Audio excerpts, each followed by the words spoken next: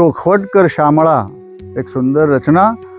ચોખવટ કર શામળા, મીરા અને નરસિંહના બોલે કેવા આવી ઊભા, મારી વ્યથાની વાત જરા સાંભળો તો સારું.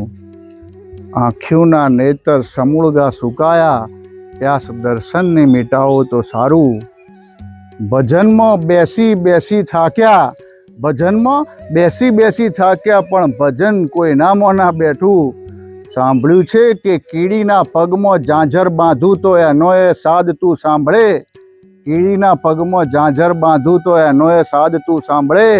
કરતાલ મંજીરા લઈ આખી રાત ધમસાણ કૂટું, એ સાંભળીને તું આવીશ ને, એવી ચોખવટ કરે તો ઘણું સારું.